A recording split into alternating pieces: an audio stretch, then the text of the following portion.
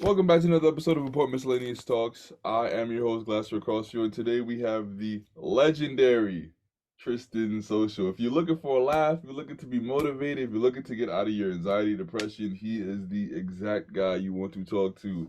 Please introduce yourself. Hey, what's going on, everybody? My name is Tristan. I go by Tristan Social online. You might have seen me in a couple of street interviews, or you might have seen me with these new Ray-Ban Meta glasses talking to girls in the wild streets of Tulum. Either way, I hope you're having a wonderful day, and I'm excited to hop on the podcast with you, my man Glass. Appreciate you. Real quick, how did you learn Spanish? Man, so I was born and raised in Southern California, so they make you take a couple years just as a prerequisite in high school. But then I started knocking doors selling solar panels, and I wanted to make some money, so I started to learn how to speak deeper and deeper in Spanish with what I learned in high school. And then when I moved to Mexico, that's when I like just started practicing, practicing, practicing. And then there's a lot of girls out here that don't speak any English whatsoever, so eventually it evolved to what it is now. And then I lived in Colombia for about 5 months, and the English level is just way lower than it is here in Mexico. So I had just ample opportunities to practice. When did you move to Mexico? Officially late November of 2020 was when I moved to Mexico. But I originally hopped over at the beginning of the pandemic in April of 2020 to go check it out for a month. And then I came back later, and this is a crazy story. It's another crazy story how I ended up here living here. But in November of 2020 is when I originally made the like full out move. Mm. Well, what is your ethnicity?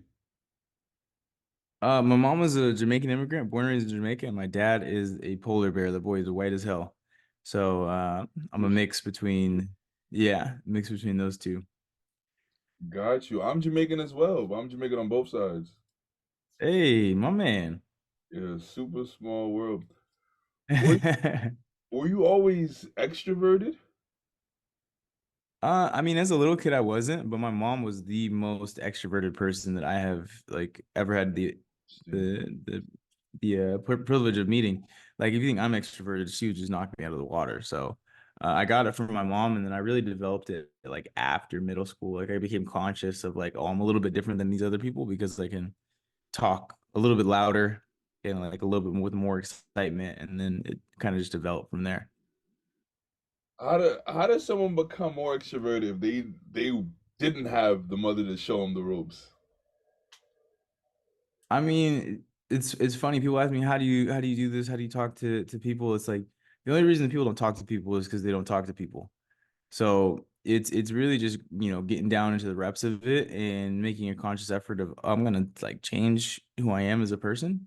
And then once you make that conscious decision, then you find other people that, hold that quality that you want, and you start hanging around them. And then you get one extroverted friend, and then you hang out with them, and then it turns to five, and then, it's like the environment that you keep is the company that you keep. Mm, got you. Now, some people feel like some people feel like being introverted is wrong. Some people feel like Hmm. being introverted is wrong, that everyone should aim to be extroverted. Do you share those sentiments? No, not at all. I mean, there's advantages to be introverted. Like, you save a lot of time, not, engaging with people that maybe don't have anything value to offer to your situation.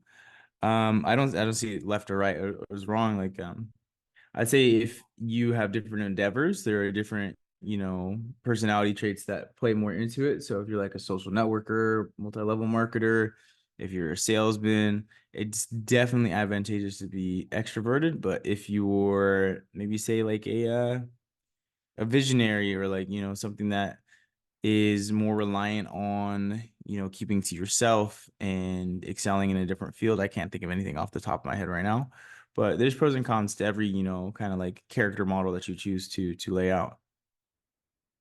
What are some of the benefits of being extroverted? That's a good question. I mean, a social circle, one, I feel that human beings are definitely, social creatures. We got as far as we have as a society because of our social ability. Um, General overall happiness, I would find. General expression of self. Like I feel like extroverts can express how they truly feel a little bit easier than our introvert counterparts, without hesitation to, a fearing of what somebody might respond to, so, or like how they might respond. So I think the advantages of being extroverted is you get more swings at the plate. You get more opportunities to either pitch what your idea is, express yourself in a way that is more conducive to who you are. And I think on a monetary sense, there's I would lean more towards the side of extroversion because, sales is all people, it's just a transfer of energy. So if you can, talk to more people and express yourself in a way that's more genuine to yourself, you would think would make more money inside of a sales role. So Yeah, I never thought about that. If I was to hire a lawyer, I don't think I would want him to be introverted. Like if you had a case that was really important, I'm not sure. 'Cause introversion almost implies shyness, which is not mhm. always the best route to take when you need to get something done. You need somebody to spearhead something. Yeah, so there's a conversation I see in my comments a lot is like being introverted is there's nothing wrong with it. Like I can talk to people, I just choose not to. And to those people, I salute. It's like if you know who you are and you know your character, um, don't change it just because somebody wants you to be extroverted. So, but Mm. in the regard of like if you have a case coming up and yeah, I would want an extroverted lawyer too. I would want somebody that can relate a little bit better to the Yeah. audience. How do you feel about the term ambivert? It's useful. I mean, I feel like everybody's an ambivert to some sense. Like it when it comes down to confidence, I like to change the word confidence with comfortability. It's like how comfortable do Mm. you find yourself in situations? Correct, yes. So, I mean, I still get social anxiety. I still, find situations that are tough for me. I still like, have mental roadblocks and like limiting beliefs in a couple of different areas. Like nobody's immune to it. Nobody's absolutely immune to it.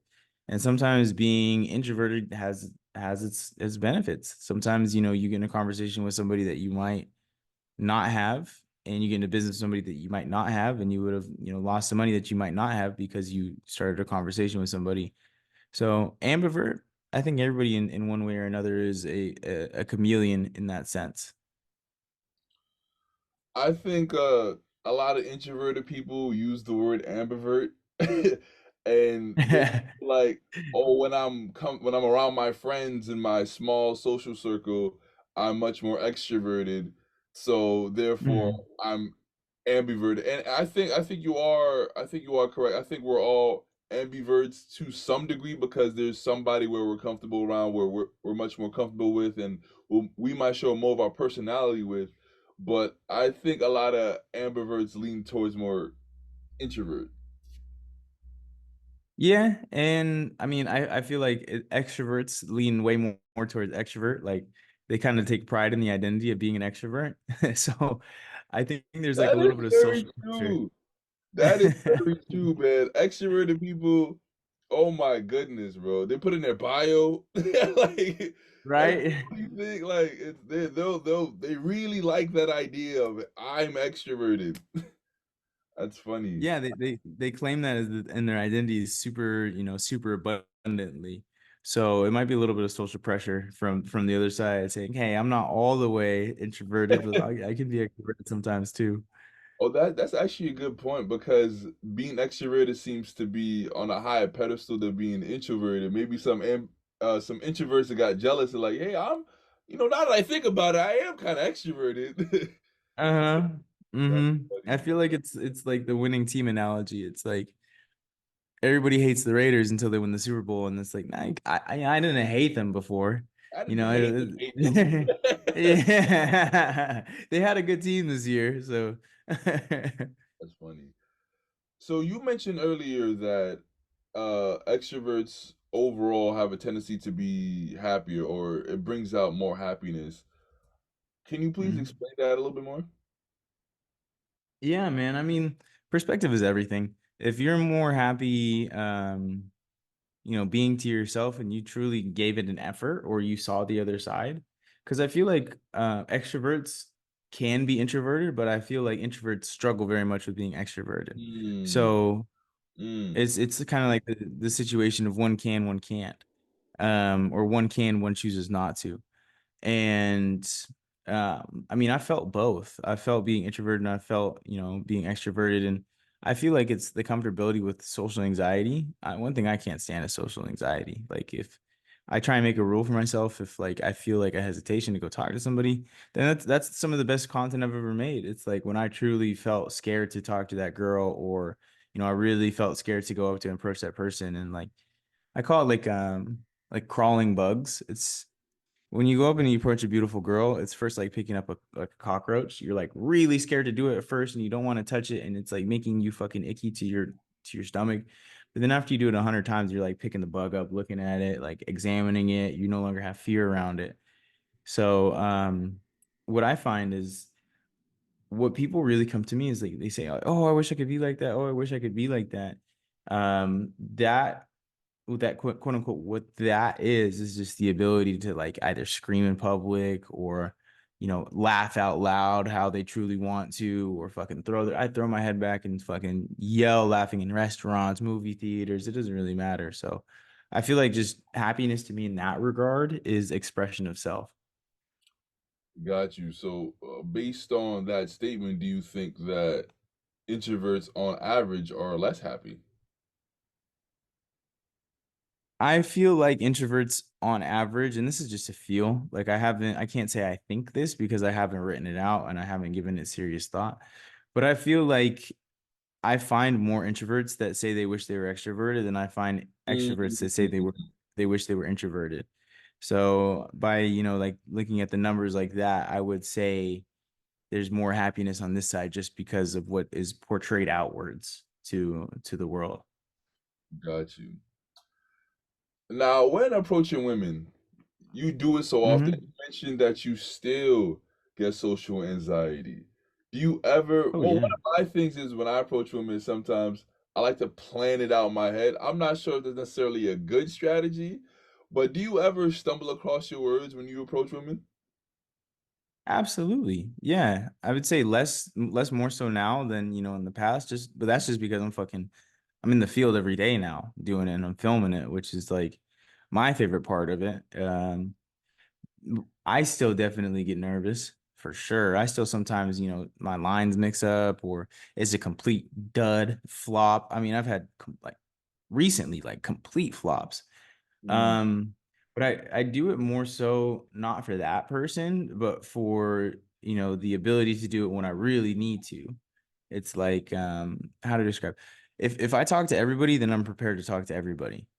But if I hesitate, for like, there's a certain person I can't talk to, like a super gorgeous girl or like somebody that and gorgeous is all fucking relative, man. It's all relative. It's like I could think Latinas are the most beautiful species on the planet, but somebody else could think gingers, and I could see a ginger redhead like 10 and a half, and I think she's a fucking like 7. Like, oh, she's cool.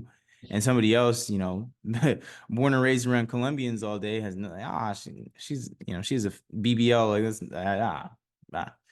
So yeah, no, to be answer your question straight, for sure, bro, for sure. It's just something that you learn how to, instead of, I call it the flinch. Whenever you like feel that hesitation, you look at somebody, it's like, ooh, she's spicy.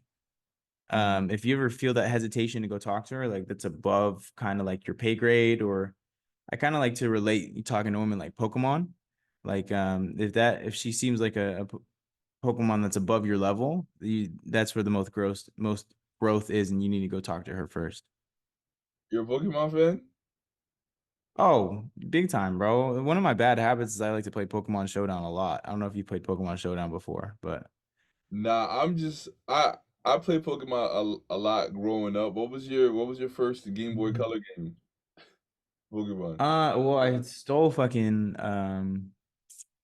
Pokemon Silver from one of my family friends, and that was my introduction into Pokemon. Yeah, Pokemon Silver.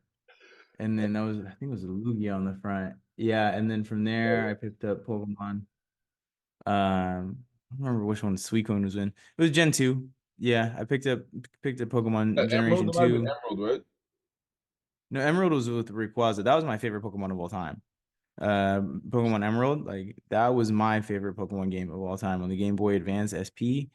Um, yeah, fire. My first one was Pokemon Yellow, and then Uh, I got Pokemon Ruby, and then I'm not sure if you remember there was this Pokemon game where like you were like a detective. yeah, I remember it's like on the GameCube or something. I Or wasn't on the GameCube, it was the Game Boy Advance. okay, I remember what you're talking about though. I don't Yeah, remember it, but I yeah. know there was a detective game. And I think that was the last Pokemon game that I had, but times, good times. Oh, quick question. In Sure. those games, what was your starter Pokemon? Did you pick Bulbasaur, Squirtle, or Charmander? I was more of a Squirtle guy. I remember I bro, I bought a watch from like the dollar store and it was a Squirtle watch. And I went over to my neighbor's house and they had a pool. And the neighbor's mom was like, "Hey Tristan, yeah, I don't think you should swim with your watch." I'm like, "No, it's okay. It's a water Pokemon. Like it's fine." And the watch broke. So I Wow, was like, that's cool. "Damn." Yeah. So do you say that you approach women for content, or with the cameras off, this is who you naturally are, this is what you would naturally do? Well, I adapted the content to my lifestyle. Like, Mm, I have been approaching women since approaching women has been approaching women. Um, and I do it one because I like the feeling of it. I like talking to cute girls. And what I found is like, dude, I have so many fucking phone numbers in my phone and so many Instagrams of girls that I never link with that I started justifying it, but I need to get paid for this. Like I do this so fucking much. I need to start getting some followers. I need to start getting some coaching clients because I'm paying with my fucking life getting all these phone numbers. I'm a I'm gonna get something out of it. I'm gonna get some content out of this, man. I'm tired of just giving these women everything for free. So yeah. that's such a hilarious concept to me. Is that man, I got all these unused numbers. Might as well get paid from it. Wow, that's Bro, I'm encouraging, over man. here. I'm wasting so much time talking to these women, and that's the one thing I talk about to like my younger male audience is like, bro, like this is I mean, if you're gonna do it, it's gonna be fun, it's gonna be a lot of growth, but also you have to be aware that like people just in general waste time.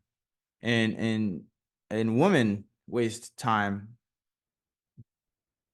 at a ridiculous scale. So if you're gonna jump in this game and you want to be somebody that like is going to go actively go out and talk to girls, just be prepared to have your time wasted. But I think more important than the aspect of like talking to girls is the ability to talk to girls. Like coming back to that, like I can go up to a girl and tell her that she's beautiful with no intentions of getting her phone number, or I can go up to a girl and tell her that she's beautiful with every intention to sleep with her. But I can, Mm. like that the ability to is what really, drives me into the next day. What would you say the goal is with your content?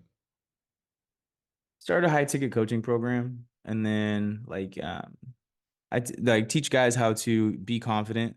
And I don't corner myself as just dating, and that's why I do like some other content of me wishing people a happy day, or not getting the phone number of girls, or complimenting guys inside of the grocery store, because at the end of the day it's just one part. Being extroverted is just one part of it. Getting girls is just one part of it. Being extroverted and having the ability to overcome social anxiety, that's the bigger goal. That's the bigger picture. So I'm opening up. I recently just invested 5 grand into like dialing in my processes for a coaching program on teaching how to how to overcome social anxiety. So this year goal, I mean, like mid to high 6 figures is what I would like to, start generating for the coaching program. So you had social anxiety prior. Oh yeah, for sure. Like Everybody. was it like it was crippling? I mean, I wouldn't say crippling just because I had my mom's influence, but I remember, standing in line at the grocery store with my mom before. She starts talking to somebody behind us, and I'm maybe like 6 or 7 at the time. And that was the most foreign fucking concept I've ever experienced, bro. I'm like, how do you just talk to a stranger? You don't know this person, mom. What are you doing? Are you for real? What are you like? What? And then now I talk to strangers every day. I'd be surprised if I don't talk to 15 strangers in a day. That's So like I feel like everybody comes from a place of like, bro, what? And then evolves eventually to like, where they are now or where I'm at now. Mom, you told me not to talk to strangers. Bro, she over here talking. Like I remember one time, dude, we went to a water park and we had ordered ice cream and she wasn't happy with the amount of ice cream that she got. She's like, "Hey, can I get some more? Like, can you put some more on top of this?" And that concept blew my fucking mind, bro. It's like you Hmm. can't just ask them for more ice cream. You only get what you get, mom. And then they put more ice cream on top, and I was like, "Well, I guess you get what you ask for." Right, right. So, But I got a funny side story real quick. yeah. One of the big things, even bigger than picking up girls, man. I remember I had a homie back in high school. He went to, and I was a skateboarder in high school. So I went at a skate spot that was right next to a Radio Shack, and I see my buddy over there buying, yeah, Radio Shack. I remember seeing my buddy buy like a Bluetooth converter so he can listen to music in the car, and he paid like $30 for it. And I saw him walk at a Radio Shack. I told him, bro, at Marshalls, they have the same thing for $12. I saw it yesterday. Like they have like 12 of them. He's like, oh, really? I was like, yeah, just go take it back and go to Marshalls and save yourself $18. He's like, bro, I don't know how to ask for a refund. Like, I'd be so scared. Can you do it for me? And at that point, I remember I was like, bro, all right, people got like, I've had social anxiety before, but that's crippling social anxiety where you can't go ask for a refund because you don't know how. Like, you don't know how to communicate in that way. Right. Wow, interesting. Right. Radio Shack is such a throwback because it's freaking Radio Shack, like Circuit City. You remember Circuit City? Of course, of course. My goodness. Oh man, I remember Nick Cannon on Radio Shack for a second. I'm Throwback. Wow. I'm So, I'm gonna grab some water right here. I'm still here. got you. So on social media, it seems as though you live an ideal lifestyle. So when you get a chance, explain to the audience how you came about living that lifestyle. Break down step by step how someone can live a similar lifestyle. Getting a massive loads of credit card debt, explore the world, and you know, get a bunch of STDs. Fucking, if you wanted to be 100% real, bro. Like don't let social media fool you. I've struggled with depression. I've struggled with, self-loathing, hatred. Uh, like I said, chlamydia more times than I can count on one hand. It's it's not all peaches and rainbows on this side, big guy. But it's kind of just like how do you get to this point? Yeah, you just start going and you start meeting people and you start thinking like, okay, there's a better way, there's a better way, there's a better way. You start finding like, okay, this way's a little bit better, or this way's a little bit better, or this way blows. Let's not do that. Um, you get a sex addiction that just ends you in like lands you in the weirdest bro. I have been in the weirdest places following some tail, bro. Trailer parks, motels, bro. My God. Bro, I bathroom like apartment bathrooms, like the I'll tell you right now that don't believe everything that you see online. Decide what it is that you want for life. Take examples of other people. Like on my screensaver here, I have Alex Shimozy, Patrick Bet David, Wes Watson, Sam Sulik, and Alex Becker. I'm not if somebody, asks me, hey, do you follow any of these guys religiously? No, I create my own dogma.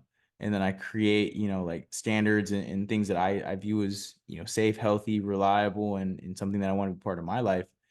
But find people that you like, take examples from them, and then decide for yourself what it is that you want. And then like one of my big things, man, is as human beings, our creation potential is absolutely unlimited. We hold the keys to our own prisons. So it's up to you to release yourself from whatever, limiting beliefs that's holding yourself back. Dog, how many times have you called chlamydia, man? At least eight. Eight? At least eight. At Gonorrhea least. twice. Oh my goodness, you're a Mhm. walking miracle. Or what? I think maybe like at 3 or 4, you might want to change up the sexual strategy and put something on. No? Bro, that's I mean, when when gamblers lose it all, they're just another dollar away from winning. When alcoholics lose it all, they're just they're just a drink away from happiness, you know?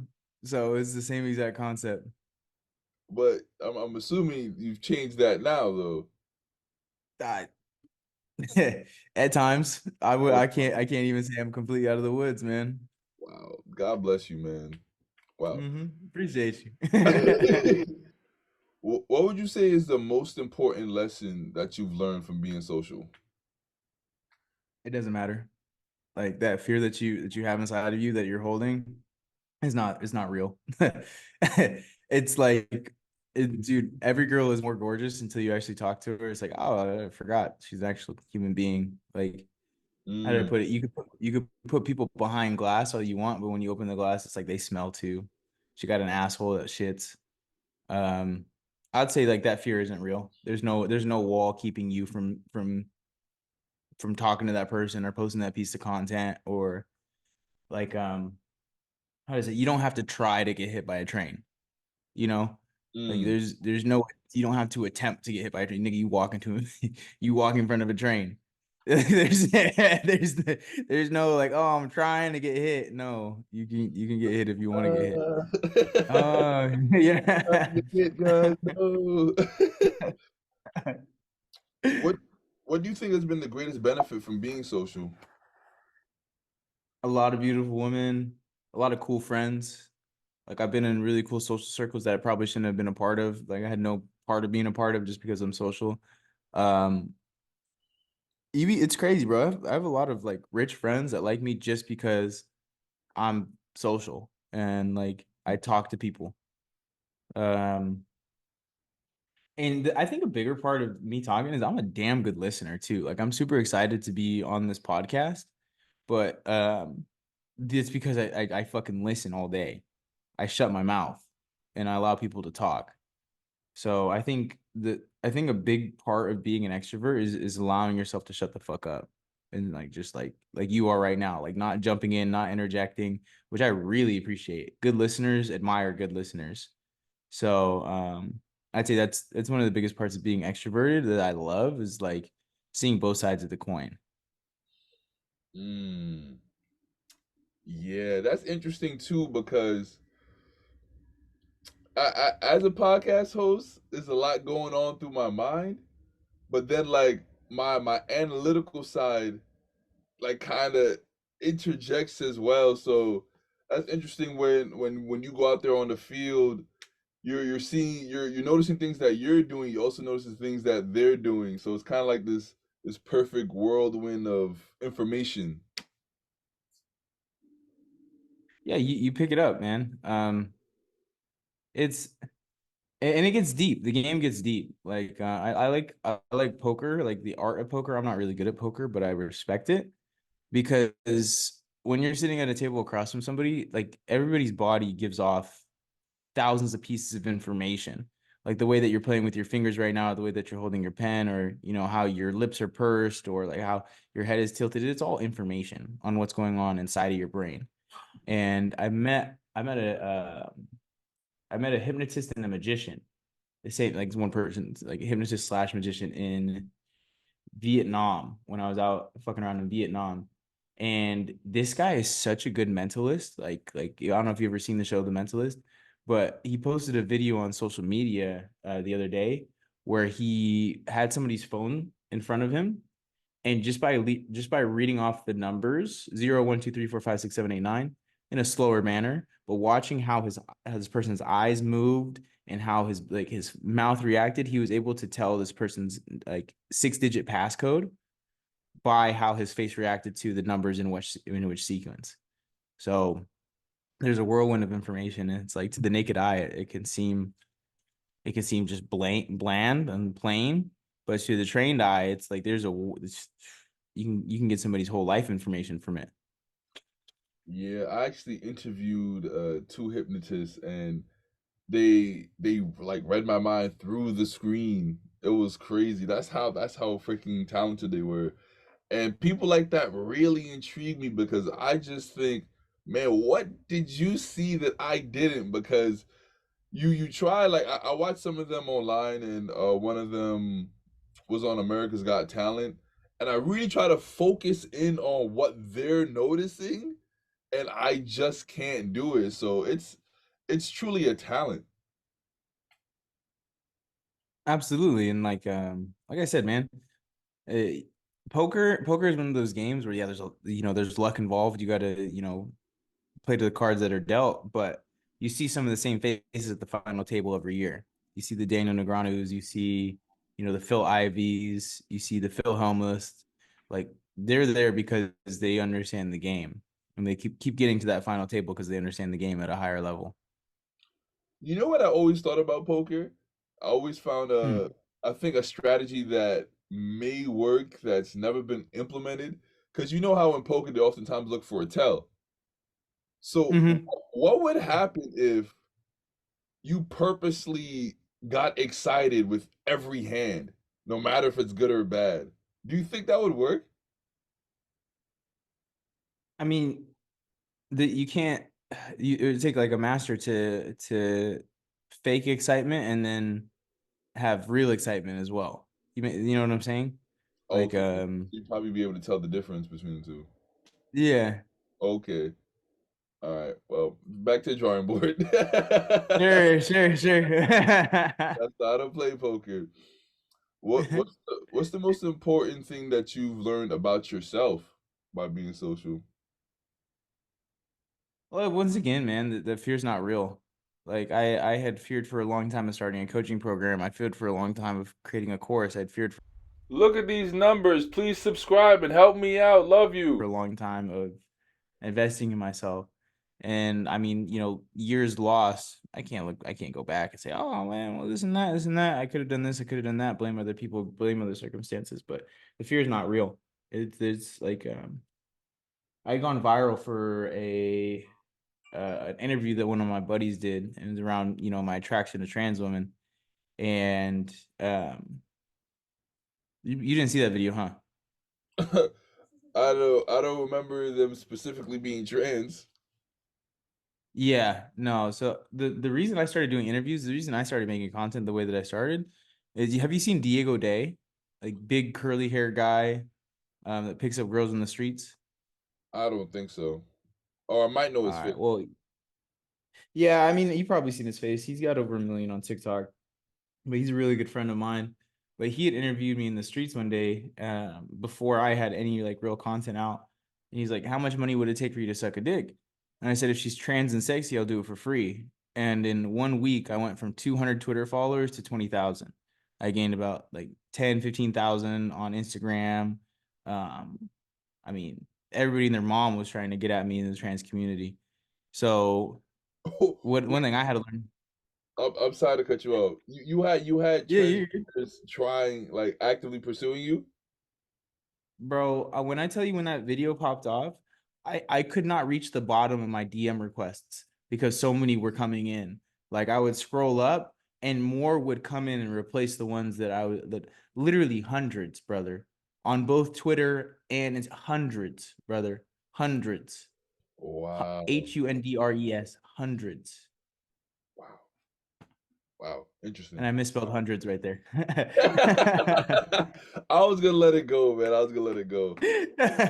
Wow, that Hmm. is insane. So, out of curiosity, was Yeah, go that ahead. a joke, or was that something? No, no, dude. I've been attracted to trans women since I've been 15. Like, have you heard of 4chan?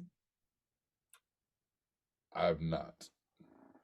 4chan is like Reddit's older brother that is autistic and smokes crack. Like, it's like the unfiltered Reddit. Like, what Reddit used to be. Reddit used to be cool. Then it turned super liberal and super lame. But Reddit used to be super cool. Back in like 2014, 15. But even before then, I was on this website forum called 4chan. Hmm. Um, and that was just like, you could find anything on 4chan. It was just the internet, Like Craigslist. like, Bro, funny enough, I started my like I found out that I like trans women by being on this forum called 4chan. And I didn't know anywhere to get trans women except for Craigslist. So my first encounters with a trans girl were because of Craigslist personals. Like I was like 17, 18 years old putting up fucking listings looking for trans girls to hook up with on like the Craigslist like personal ads. Like, hey, Wow. yeah, Wow. man, crazy life I lived. Interesting. Have you ever considered writing a book, by the way? Yeah, for sure. For sure, man. I've done OnlyFans. I've been like naked on camera, fucking on camera. Been kind of like quote unquote micro famous, traveled 18 countries. There's a lot of like interesting little quirks about me. Yeah, I mean, everybody that like knows me on a deeper level is like, yeah, Tristan, you should definitely write a book. Yeah, you definitely have a lot of layers. So, my next question was going to be about the countries that you've gone to. Which one has been your favorite so far? I mean, different ones for different reasons. I love the beach here in Mexico. I think that living is super easy here in Mexico. Women wise, Colombia is undefeated, like bar none. Mm. Um, yeah, women are just undefeated in Colombia. I went to Denmark one time in the summertime, and I thought it was a really cool environment. But I think, and I like the states too. I like the states. I like the concept of the states. It's so massive. I just don't live there because I don't like driving. I'm not a traffic guy. There's so much driving involved in living in the States. It's like damn near impossible to like not have a car living in the States. Um, I'd say if I had to pick one, I'd choose Mexico at the current moment. Hmm. But I need to go to Brazil. I need to go to Peru. I need to go to also Africa. So at right now, I'd say for living Mexico, but to be determined. Got you. Now, Denmark. I've always been intrigued with Denmark, Switzerland, and in that area because they're typically towards the higher end of being ranked when it comes to happiness for countries. So, Hmm. did you notice that they're happier than the average American? Was it noticeable? I mean, when the sunlight's out, yeah, definitely. But one thing for me that's important in a place to live is sunshine. Like I was living in Colombia for a majority of last year, but like I miss direct sunlight in my eyes. And there's like a lot of clouds in Colombia, especially Medellin, Bogota specifically. But I had to start taking vitamin D pills when I was living in Bogota, just because it was like so overcast. But I think there's a direct correlation to the amount of happiness that somebody has with the amount of sunlight that they're getting into their eyes. The place that Mm, I've seen that has the happiest people, Thailand. Thailand has the happiest motherfuckers. I love Thailand people. I love Thai people. I love Thailand. Thailand. So I would say for like a happiness standpoint, like I'd say Thai people are it's like super about it. Interesting. I never thought about the sunlight thing because I know, like, I've always heard places where it rains typically and it's gloomy, they have a higher suicide rate. So, like, Hmm. England and Seattle, for instance, have a higher suicide rate than the other cities and countries surrounding them. So, I never thought about the concept of sunlight. Bro, I wouldn't say, I'd do something to myself, but I could not see myself living in somewhere where there's like 7 days of no sunlight. I couldn't imagine going seven like that's a personal hell to me to think I'm gonna go 7 days without seeing like a direct sunlight ray into my eyeballs. Like I live in the sunshine. I go to the beach active. I skate. I love being in the sunlight. So Have you yeah. have have you ever gone to London? No, I've never been to London. No, but I think the closest that I've ever gotten to it was living in Bogota, where it was just like overcast, overcast, overcast, overcast, overcast. It's not even cold out. It's just that there's no sunlight and it's just Wow. gray. Yeah, cloudy, cloudy. Have you ever been to Italy? Yes, I have been to Italy. Have you ever been to New York? I've been to upstate New York. I haven't been in New York City. I've been to like Oh, Cooperstown. Baseball Hall of Fame. Yeah, Baseball Hall of Fame. Yep. Are you a baseball fan? Yeah, I mean, I played baseball for about 12 years growing up before I switched over to volleyball. So yeah, I love baseball. I love pitching. I love the art of pitching. I Do you love have watching pitcher battles. interesting. That's rare. Yeah, I'm the opposite. I like 12 to 10 games. Do sure. you have a Yeah, team? so I was a pitcher growing up. Unfortunately, the Los Angeles Angels of Anaheim.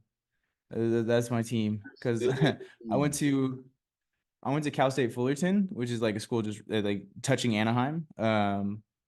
And yeah, I was a big Angels fan. I was not a big Dodgers fan, a big Giants fan growing up, and then when I moved to Orange County, I became an Angels fan. So I still rock with the Angels, but I mean, just from an organization standpoint, Yeah, they're not yeah. ideal. This past summer, I Hmm. actually went to Dodger Stadium, I went to Angel Stadium, and I went to what's the Giant Stadium called again? I Yeah, forget, yeah, but I I went know, there, but and I went to San Diego. I went to the Padres Stadium as well in oh, California. that's a great trip. Yeah, man. Yeah, I I've gone to 9 MLB stadiums. I'm trying to get to 30, so Hmm.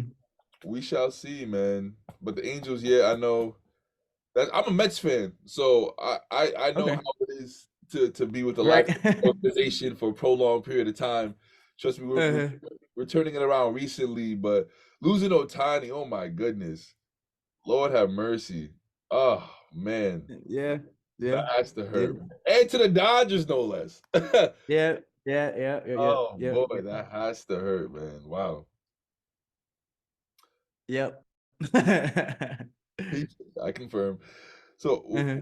what would you say is the one habit that you have that gives you the most results? Talking. I'd say, whenever I work with a client, the first thing that I have them do is go out into the field and talk to me on the phone while they're walking around, like about to go approach women. Because if you don't talk, you don't talk. And it's kind of like I call it like starting the motor. You need to, warm the motor up and have your linguistic skills going. You can't just expect to jump into a 5 round fight just cold. You need to warm up for that. You need to be, loose and prepared and go ahead and like get your body up and running. Like your voice is a tool.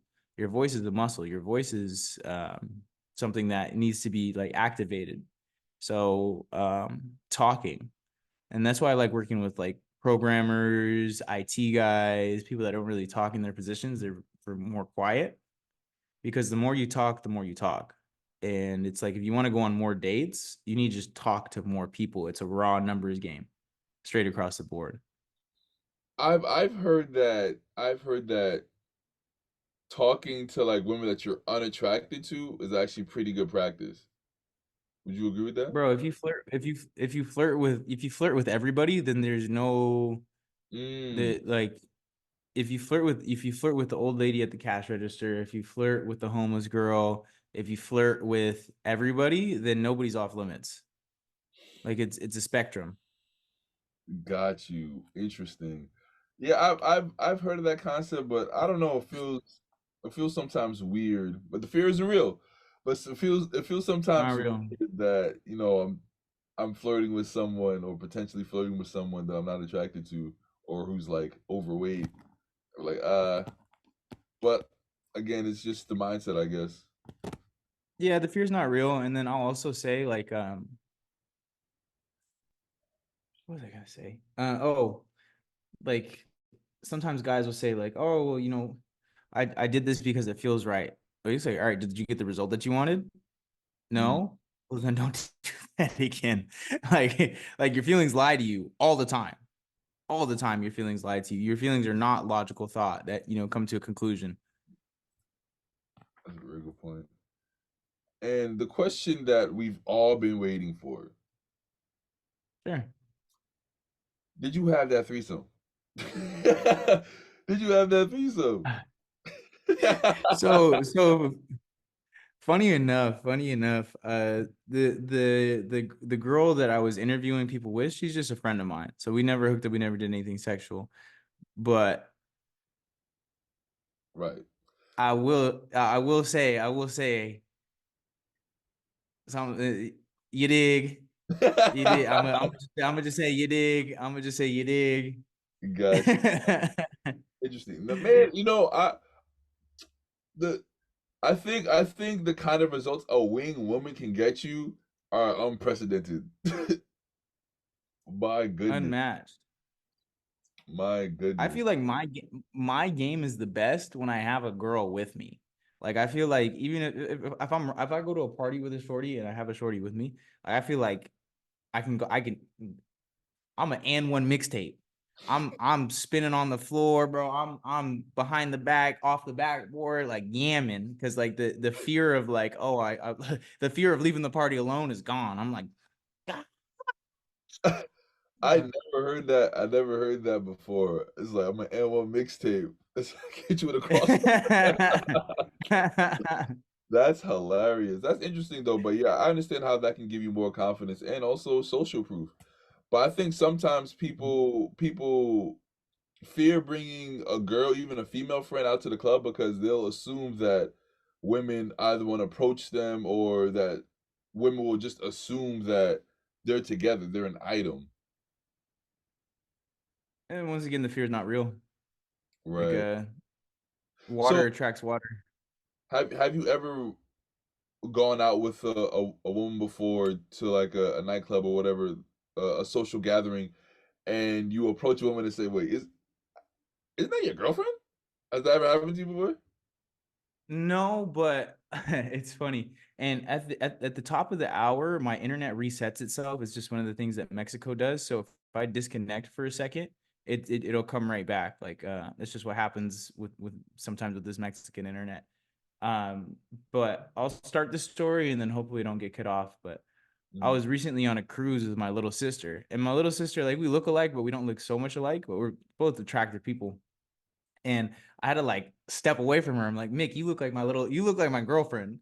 And these girls, these girls on the cruise are not like coming up to me how I think they should because it looks like, you and I are together. So I'm gonna need you to Take push it. it back a little bit. I'm gonna need you to push it back a little bit.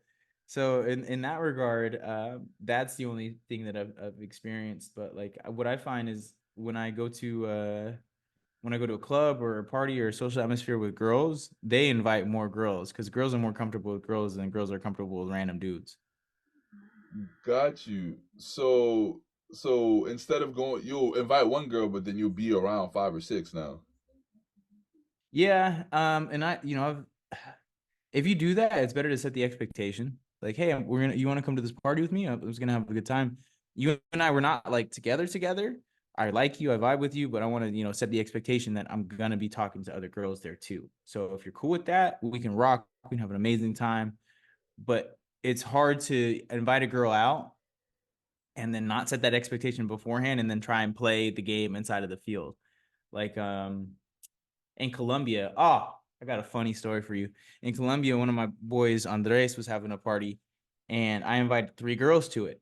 Because in Colombia, girls are just known to flake. Like they're just known to let me know. Did I freeze up? Are we still here? I still see you.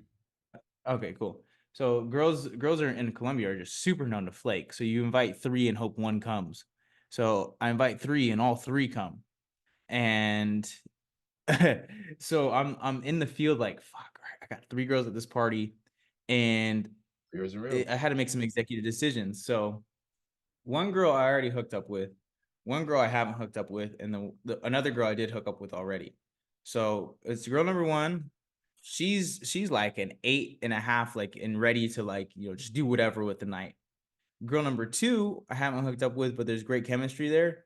And she's like a 7.5. Like she's vibing, she's having a good time. And then girl number three is like a 3. Like she's wanting me to give all of my attention and time to her, and she sees these other two girls here, and she's just not vibing with it whatsoever. So I look at it like a situation like, say I have 5 points to invest. I can get girl number 3 who's a 3 right now on like the warm meter up to an 8, or I could take those 5 points and just invest it into girl number 1 and girl number 2 and get them both to a 10. And Mm, guess what your boy did? threesome. 5 plus 8 equals 3. Oh man. So, yeah, Exactly, so, exactly. so the third girl, I'm assuming she just She ended up just going fell into the home. background. Yeah, she just up and left. But I was in the party like dancing with one girl, macking on her, boop, dancing on the other girl, macking on her, and then it was time to go. It was like, hey, giddy up. Giddy up, classic phrase. You ever watch Seinfeld? Yeah, Kramer, that was he's pretty yeah, funny to me. So my final question, my final question. sure. What do you want your legacy to be? I don't really care about legacy, man.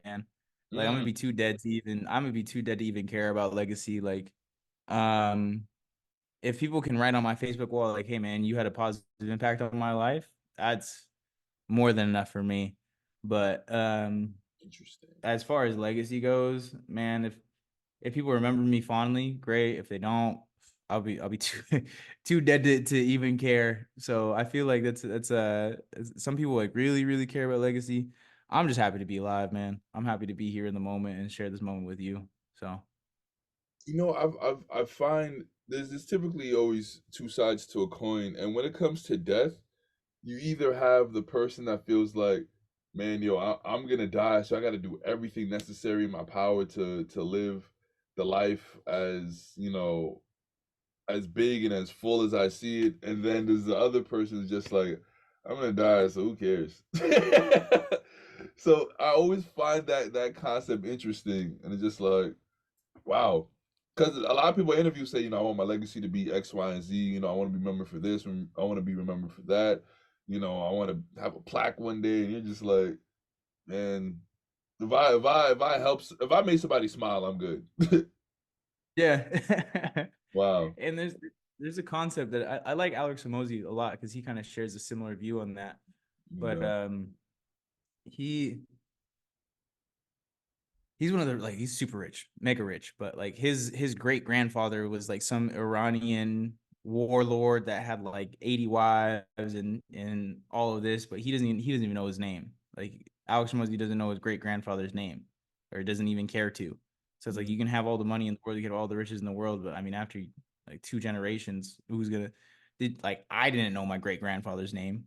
I didn't know my great great grandfather's name. I don't know mine. Like, yeah. Honestly, honestly, because on my father's side, like his parents died out, so I don't think I even know my grandparents' name on his side.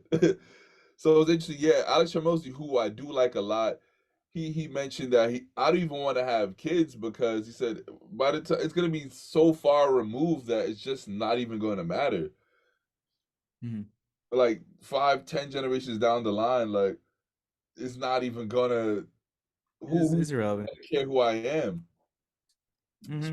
I just thought of a new question. Do Sure. you hope to have a family one day, a wife one day, or Yeah, I think that'd be cool, but I have a goal to see every planet or every country on the planet before I do that. Like I really want to see all I think it's like 183 countries. I feel like that is something like that. That'd be some shit that I rock with. Like I went to every country on the planet. I saw the world. And I want to do that. I take precedent of that before having a kid. So interesting? that's what And I that's what I think is cool. that's gonna take a while. Yeah. That's gonna Yeah. take a It while. takes a bit. Takes a bit. You're gonna be like 55 to get your first kid, but hey, happens when it happens. Or the way Hmm. you like to have sex, it might be tomorrow. Yeah. Hey, man. Hey, man. Roll the dice. Hope you win. Hey, thank you so much for coming onto my podcast. Listen, I'm telling you, man, if you guys are looking for anything positive, go to his page. His socials will be in the description. Please like and subscribe. God bless you. And remember, the fear isn't real. It's not there.